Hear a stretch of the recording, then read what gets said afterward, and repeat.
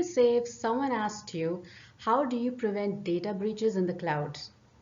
If you think anywhere like me, you probably will immediately tell them, well, if you go with a decent cloud service provider who provides decent data protection and implement a bunch of security tools available in the market, that will give you some peace of mind. This is literally what I used to think was the best way to secure data in the cloud. But luckily for me, this thinking changed maybe 2 or 3 years ago when I was tasked with providing oversight of data risk when we were migrating our data to the cloud. And in this presentation, I will share with you all that I learned, the processes I built to prevent data breaches in the cloud.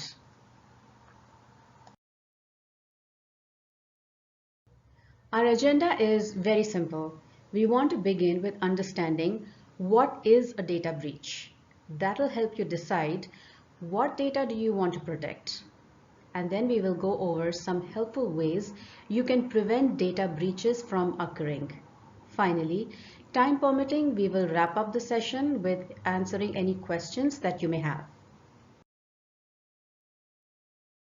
Before we begin, I would like to thank you all for attending this session. I'm Leena Bongale, Manager of Data Protection and Governance at TD Bank. The last couple of years, my focus has been on building, maintaining, and promoting a strong data risk management culture within the organization. So the data protection mindset goes wherever our data goes, be it on premises or in the cloud. Because you know it, if we don't reach to our data, the hackers will. So what is a data breach? Data breaches occur when information security and data security are compromised, resulting in your sensitive information or your personal information or other sensitive data being exposed, copied, transmitted, viewed, stolen, or used by people with unauthorized access.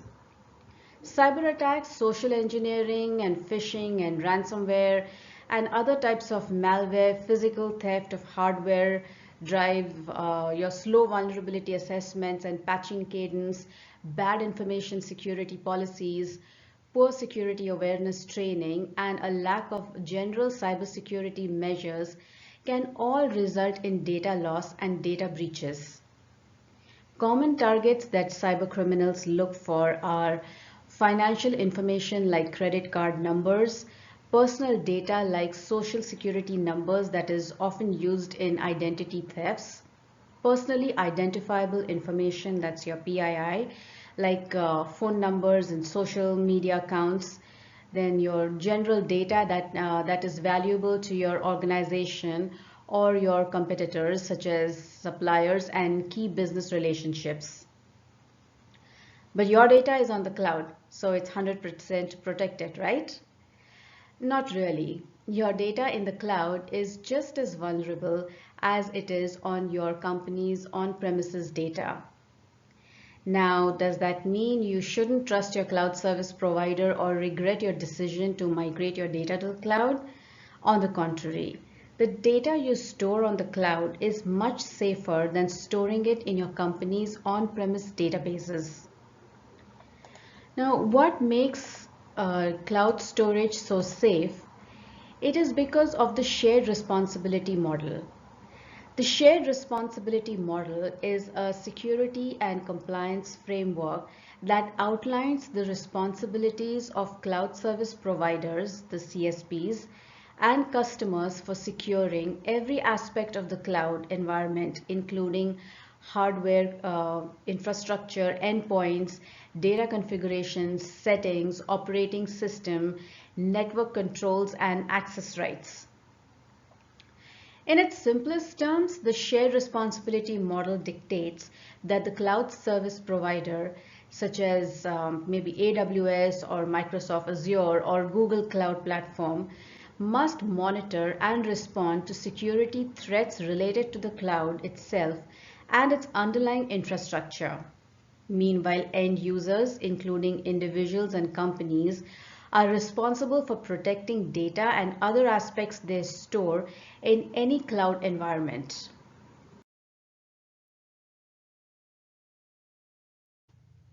Now that we understand what is a data breach and what is a shared responsibility model, we can look at ways to prevent any breaches.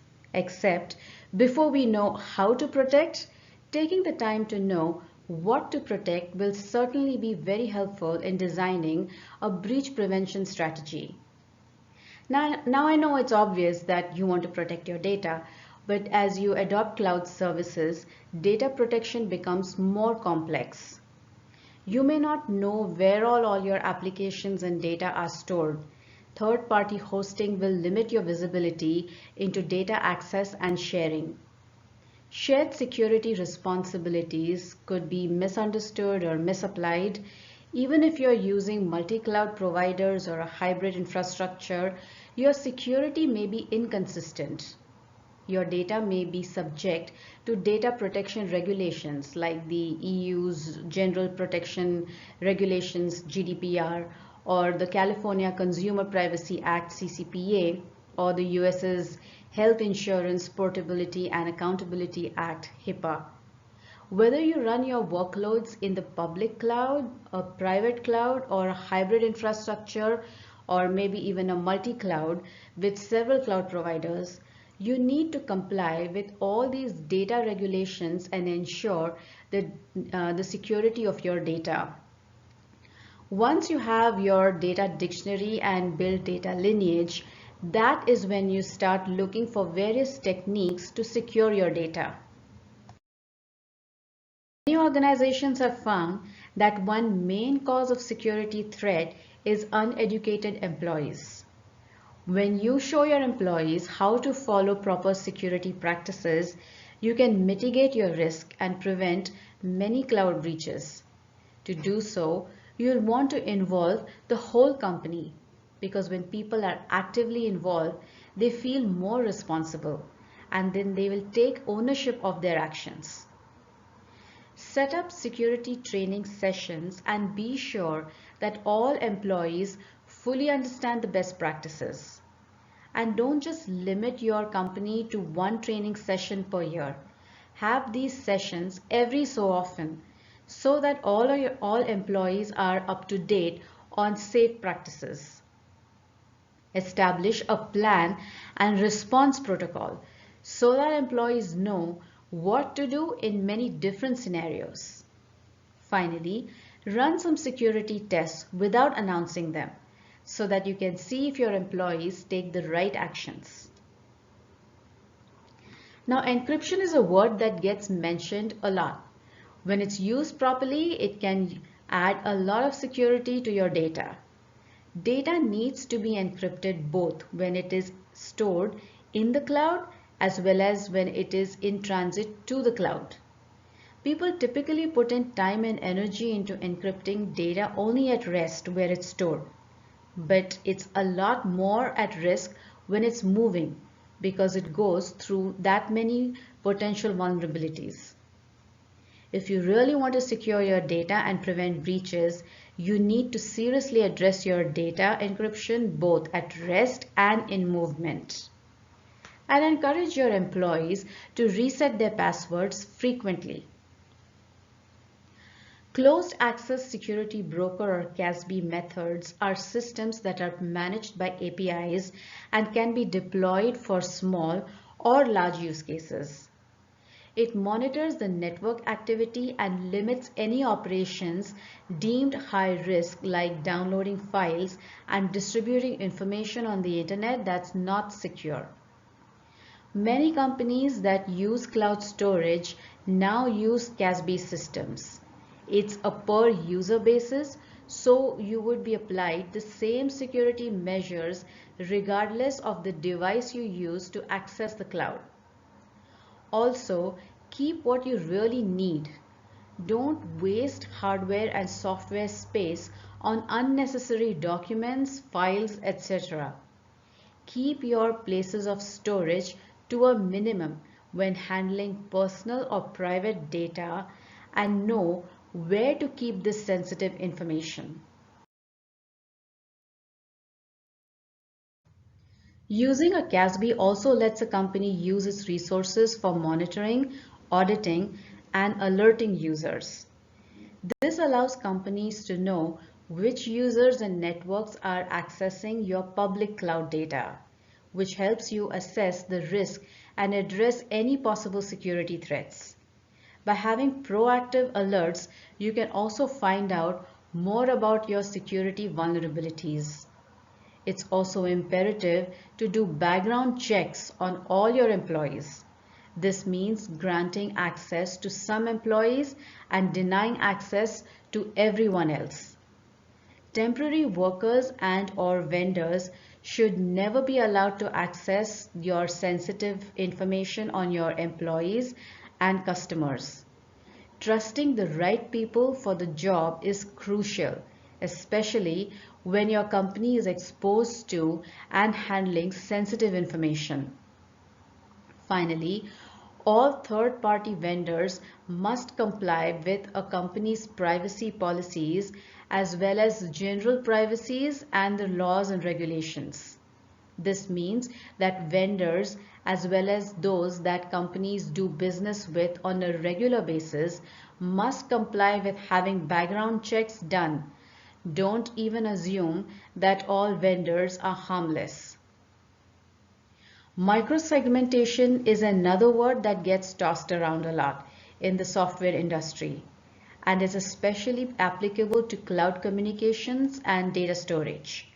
It helps network communication on access to those specific areas that need to communicate with each other.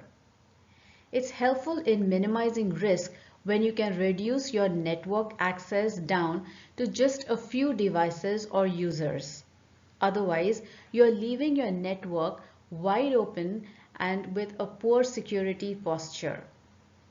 It's a security's best practice to allow just enough access, otherwise known as JEA. This ensures that end users only have the absolute necessary access to the resources they need. That means limiting employees' computer usage to business use only and blocking inappropriate and/or unauthorized access on computers. Hugh Young, a cybersecurity expert at State of Writing and Dissertation Services, explains that hackers are constantly on the lookout for ways to steal credentials or even impersonate a user. Therefore, if you're reducing access to resources to the bare minimum, you're mitigating the risk. First off, it's never a good idea to leave a business computer unattended. Also keep in mind that you should avoid using Wi-Fi networks in public places because data can get intercepted that way, jeopardizing security and production in your company. And when using these computers, make sure that they are password guarded and they have devices ask for a re-login occasionally when there is inactivity. You can't stop at just certifying a cloud application. That's just the first step. You also want to have the right governance, policies, and processes in place to make sure you're complying with data privacy mandates, your own and to the external ones. Train your employees on the policy and run regular checks and risk assessments so you're constantly on top of the security world. In addition, transparency is crucial, especially if your organization is run by the government. Producing a cyber breach response plan helps both the employer and the employees to understand what the potential damages are should a breach occur in the future. Privacy is very important to both companies and, more importantly, consumers. So employers need to be transparent to both their employees and the people that they serve. Transparency every step of the way will not only save on lost productivity but also prevent bad publicity. Finally, the response plan must start with an evaluation of what the damages were and when they took place. You may not find out who caused the breach immediately, but that is a good starting point to learning who was responsible.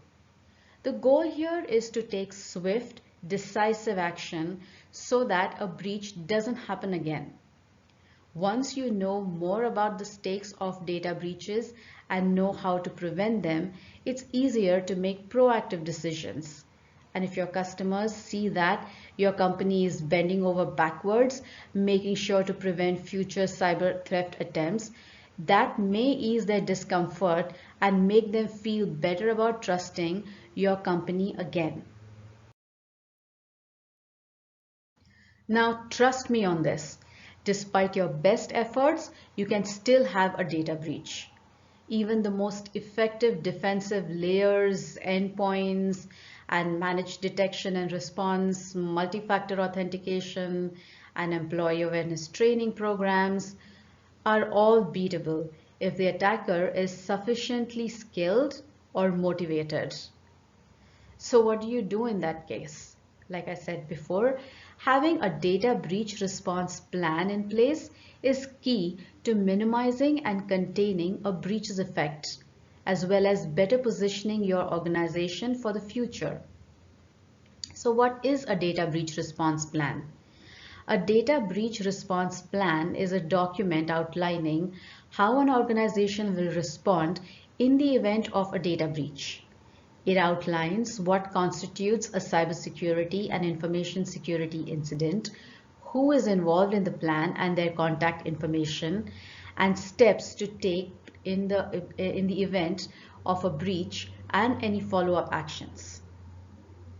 It's crucial to have a data breach response plan.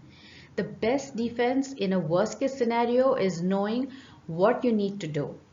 It's important to have this document that details all the necessary steps so that when the worst happens, the security team can enact the response plan and know what to do.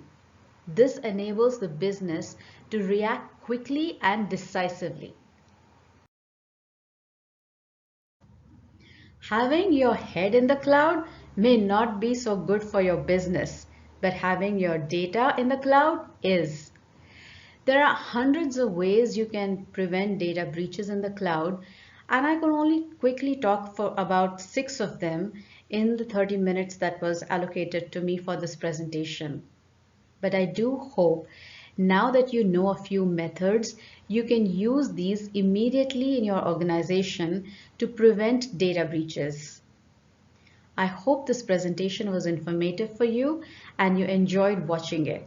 So until next time, stay safe, take care, and goodbye.